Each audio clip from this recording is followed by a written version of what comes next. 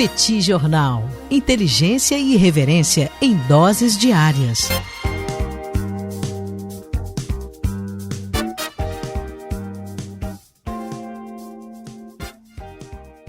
Olá, gente. Bem-vindos, bem-vindas ao Petit Jornal. Esse é o Petit Invest, número 96.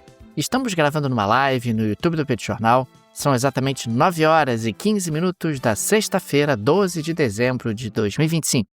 Cá está a dupla de costume, a dupla que você conhece de cor. Tanguy, o Bagdadi animado, contente, preparado, revigorado, resiliente, retumbante e descansado. E temos também Daniel Souza, que é esse que vos fala ao longo dos próximos minutos. Vamos repercutir um pouco o ambiente de negócios internacional, dinâmica de investimentos. Esse é o Petit Invest, espaço de toda sexta-feira no Petit Jornal. Como vai, professor Bagdadi? Tudo bem? Vamos a isso? Tudo bem, Daniel Souza? Vamos lá para esse Petit Invest 96, encerrando a nossa semana, né, Daniel? O último episódio dessa semana, já perto do recesso ali, né, Daniel? A gente vai ter atividades aqui até o dia 22 de dezembro, né? Depois a gente tem 2 semaninhas de pausa aí, mas depois a gente volta para falar um pouco mais sobre esse calendário. E, Daniel, deixa as boas-vindas a todo mundo que acompanha a gente aqui, todo mundo está com a gente aqui todos os dias ao longo da semana, ouvindo as tretas todas.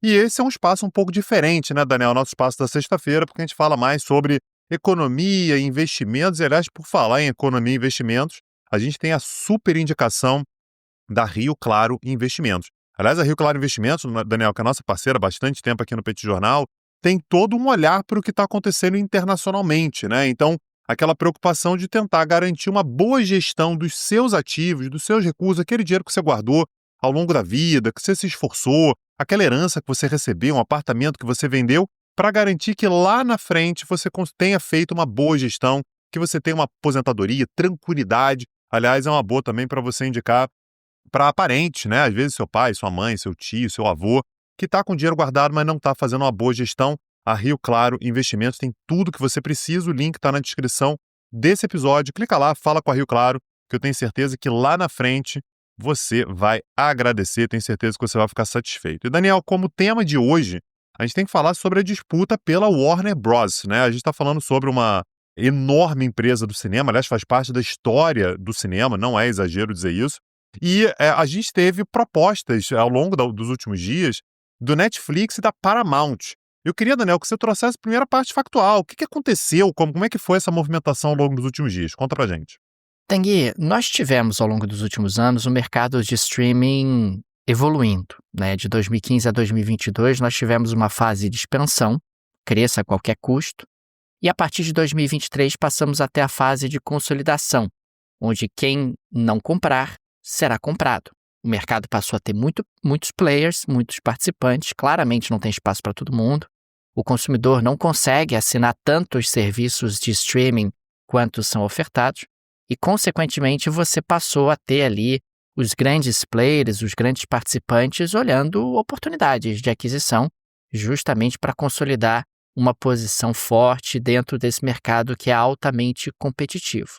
Pois bem, a Warner vinha enfrentando algumas dificuldades, é uma empresa que hoje está bastante endividada, o serviço de streaming da Warner, né, o HBO Max, acabou não tendo ali o desempenho que se esperava. A empresa começou a apresentar dificuldades operacionais, a gente está falando de uma empresa centenária, uma empresa que estava tendo dificuldade ali para se adaptar aos novos ventos do mercado. Pois bem, a Netflix acabou anunciando um acordo com os executivos da Warner para adquirir os estúdios, a HBO Max, o catálogo, etc., um negócio que girou aí, ou uma oferta que gira em torno de 82 bilhões de dólares. Esse acordo foi aprovado pelo Conselho de Administração da Warner. E o que acabou acontecendo, Tanguy, é que depois disso tivemos o presidente Donald Trump dizendo que isso poderia ser um problema, sugerindo ali que haveria uma excessiva concentração do mercado. Claro, essa aquisição da Netflix, a Netflix adquirindo a Warner, o Warner Discovery, ela envolveria uma autorização ali dos órgãos reguladores dos Estados Unidos. Ato contínuo, tivemos, Tanguy, a Paramount lançando uma oferta hostil diretamente aos acionistas da Warner Brothers de algo em torno de 108 bilhões de dólares, ou seja, oferecendo mais dinheiro pelas ações dos acionistas da Warner Brothers. É uma oferta hostil, Tanguy, é aquela, como o próprio nome sugere, onde você não combina com os controladores, você não combina com o conselho da empresa. Você basicamente está dizendo para os acionistas que a administração não está legal, eu estou a fim de te livrar desse problema. A lógica é essa. Estou te oferecendo mais dinheiro do que a Netflix ofereceu para os controladores da empresa, estou te oferecendo mais dinheiro do que o conselho de administração da empresa aceitou. Existe aí, claro, uma certa hostilidade nesse movimento. Você está, de alguma maneira, tentando contornar o negócio que estava sendo construído. E é importante registrar que o New York Times ele destacou que a nova investida da Paramount inclui uma série de investidores que dão suporte a essa oferta. Um deles, Tanguy, é o Private Equity Affinity Partners, e esse Affinity Partners você não vai acreditar. Ele foi fundado por Jared Kushner. Você conhece ele, Tanguy? Jared Kushner é o genro de Donald Trump. É, o genro de Donald Trump. E isso acabou movimentando também bastante o mercado. Então, a gente tem duas propostas, onde, de um lado, tem a proposta da Netflix, é um pouco menor, mas ela também compra menos ativos, né? Porque a proposta da Paramount, eles também querem comprar a TNT, por exemplo, que faz parte do grupo. E no caso da Netflix, você também se tornaria sócio da Netflix, que é uma empresa que tem um potencial de crescimento muito interessante. E no caso da Paramount, não. Você tem ali uma compra que envolve mais dinheiro e uma parcela maior dos negócios e, consequentemente, por isso que a oferta também é um pouco maior, é um pouco mais valiosa. E uma outra coisa, Tanguy, é que a proposta da Netflix ela é menor e, além de ser menor, ela pode enfrentar problemas regulatórios, porque a Netflix tem uma posição de mercado de maior liderança e quando o presidente dos Estados Unidos sugere que isso pode ser um problema, você já começa a achar que, sei lá, né, Tanguy, sei lá, pode ser que lá na frente essa proposta seja empacada pelas autoridades regulatórias dos Estados Unidos. E, aliás, a argumentação da Netflix ela é curiosa, né, Daniel? Porque o que a Netflix diz é que eles não são monopolistas. Aí você fala assim, pô, mas como é que não é monopolista, né? Você tem 300 milhões de assinantes, né? Enfim, claramente tem uma fatia muito grande do mercado e vai ter ainda mais. Como é que isso não é monopolista? A argumentação da Netflix é que o streaming, ele disputa espaço com TV aberta, disputa espaço com outros streamings, disputa espaço com um monte de programações possíveis e que, dessa forma, se você amplia muito todos os serviços que disputam com a Netflix teria um percentual pequeno, né, de reprodução na televisão das pessoas. Então tá dizendo, pô, você vai pegar aí 6%, 7% de tudo que passa nas televisões. Mas claro, né, Daniel, dessa maneira você está colocando dentro da conta também TV aberta, né? TV aberta naturalmente não disputa exatamente o mercado de streaming. Mas me parece que essa briga ainda vai ser grande, né, Daniel, para saber se isso representa um monopólio ou não. Isso é uma briga que vai ser grande, Tanguy, porque uma das maiores discussões quando se fala de regulação ou de defesa da concorrência é a definição do chamado mercado relevante. Quando você traça o mercado relevante, aí você consegue definir quais são os players daquele mercado, qual é o nível de concorrência que aquele mercado apresenta. É interessante porque, para algumas empresas, o mercado relevante é o planeta Terra. Sei lá, a Vale do Rio Doce, por exemplo, antiga Vale do Rio Doce, atual Vale, compete com uma mineradora da Austrália. Claramente são competidoras diretas. Você tem as empresas de telefonia celular no Brasil que são competidoras no âmbito nacional, mas não concorrem diretamente com empresas que atuam fora do país. E você pode ter, por exemplo, a lanchonete de uma faculdade num campus afastado, que pode ser considerada monopolista, porque só tem a lanchonete, só tem aquela pessoa ali para comercializar lanches ao longo do dia. Portanto, a definição do mercado relevante é chave nessa questão. Quando a gente está falando de mercado de streaming, a Netflix concorre com a TV aberta ou não concorre? A Netflix concorre com o YouTube? A Netflix concorre com ninguém, porque streaming é só streaming e, consequentemente, os concorrentes dela seriam o HBO Max, seriam o Amazon Prime, seriam ali o Paramount Plus, quer dizer, seria o Disney Plus, então você teria apenas esse recorte de mercado relevante, porque esse tipo de definição é fundamental para que um órgão de defesa da concorrência possa aprovar ou não uma aquisição como essa. Porque caso a Netflix adquira o HBO Max, se você considera que o mercado é de streaming, só dos serviços de streaming, a Netflix vai ter um peso absolutamente desproporcional em relação aos seus concorrentes e, consequentemente, você vai ter o comprometimento da concorrência. O que a Paramount Plus diz é, eu sou muito pequena, eu não sou a Netflix. Então, vocês, acionistas da HBO, da Warner, observem o seguinte, eu estou falando de uma movimentação que é muito mais segura do ponto de vista regulatório. Eu não estou apenas oferecendo mais dinheiro, eu não estou oferecendo apenas para comprar também a TNT. Eu também estou oferecendo uma saída segura para vocês. A saída da Netflix não é segura. Ah, mas vocês vão virar sócios da Netflix. Você não sabe se a Netflix vai prosperar tanto, vai ser uma coisa tão fantástica ao longo do futuro. Mais ou menos como aconteceu, né, com Itaú e Unibanco.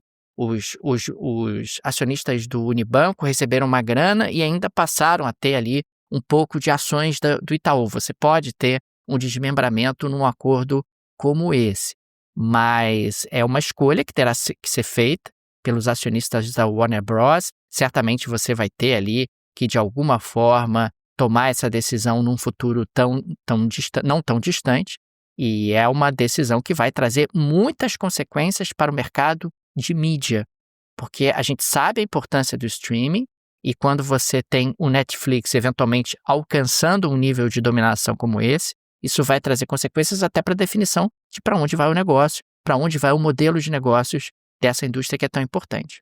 É esse o ponto que eu queria pegar a partir de agora, Daniel, para a gente conseguir entender por que essa movimentação toda está acontecendo. O Netflix, né, o pessoal deve ter acompanhado ao longo dos últimos anos, começou a ter produção própria, né? E lá não são poucos, e alguns de muito sucesso. Só que o Netflix também conseguiu identificar que estar na sala do cinema ainda faz diferença, como uma questão de movimento cultural, né? Essa é uma coisa que tem sido muito dita por analistas de cultura nos Estados Unidos, porque a Netflix tem, apesar de ter produções muito importantes, tem dificuldade de fazer com que as pessoas sonhem com aquilo, anseiem aquele conteúdo. Então, estar no cinema é importante. É algo que é relevante, Daniel, a gente lembrar que cinema hoje, sala de cinema, não dá mais tanto dinheiro quanto já deu. Claro, a pessoa ela tem uma série de concorrências que estão na casa dela, né? A pessoa liga a televisão, já tem o streaming ali, e ela sair de casa, ir no cinema, gastar um dinheiro, e aliás, o próprio filme, a própria produção, deixa, obviamente, uma parte da sua receita com as salas de cinema. Mas o Netflix identifica que ainda assim faz diferença, uma questão reputacional, você ter um sistema de cinemas, né, que funciona, abastecendo os cinemas, e que a Warner é capaz de oferecer. E outra coisa que é importante também são os estúdios. Claro que a Netflix já começou a ter produções próprias, mas a Warner ela é incomparável nesse sentido. A Warner, inclusive, ela faz produções que ela vende para outras empresas. Um exemplo disso é a Ted Lasso, por exemplo, né, a série maravilhosa que está na Apple, né, está lá no streaming da Apple, na Apple TV. Só que é uma produção da Warner. Então, isso seria mais uma frente de negócio que o Netflix poderia adquirir, que é a possibilidade de você produzir ainda mais do que se produzia antes. Agora, me parece, Daniel, que isso mexe com o futuro do cinema, né? Cinema como ideia geral, né? A produção, a indústria do cinema vai ser muito impactada a partir do momento que esse negócio for concretizado. E tem uma outra questão também, Tanguy, que é o acervo da Warner. É um acervo absolutamente inacreditável, tanto em termos de filmes quanto em termos de séries. A Warner é dona de marcas como, por exemplo, Harry Potter, Friends, The Big Bang Theory e por aí vai, Succession. A Warner, através do HBO, ela tem uma reputação espetacular. Quer dizer, eu não sei se você tem essa impressão, Tanguy, eu ainda tenho essa impressão. Uma série que é produzida com o selo da HBO é um negócio que você fala, pô, vou parar pra ver, porque foi a HBO que fez. A Netflix, com todo o esforço que ela teve ao longo dos últimos anos, embora tenha produzido conteúdo de altíssima qualidade, ela não consegue ter a reputação que a Warner tem. Ela não consegue ter a reputação que a HBO tem. Nesse sentido, também tem valor você fazer uma aquisição como essa. Quer dizer, você se colocaria num outro patamar, num outro degrau. A Netflix tem tido muita dificuldade para conseguir premiações que ela considera que ela tem direito. É claro que você já teve aí conteúdos super premiados da Netflix, mas muito menos do que a Netflix acha que merecia porque aí a empresa considera, e eu acho que ela tem um certo grau de razão, que ela não tem a reputação de estúdios como a Warner Bros. Quer dizer, se você tiver ali a aquisição da Warner Bros., o que acaba acontecendo na prática é que você poderia colocar a empresa num outro patamar reputacional e também poderia definir o futuro da indústria. Para onde nós vamos? E quando a gente fala sobre a Paramount, Daniel, eu queria voltar só no Donald Trump para a gente chegar aqui ao fim do nosso episódio. Você tem uma série de ligações que levam, inclusive, ao próprio Donald Trump, né? Pois é, porque na prática o Donald Trump deu essa declaração que foi um pouco esquisita. Não é normal um presidente comentar, mesmo que rapidamente, uma oferta de uma empresa querendo adquirir uma outra empresa.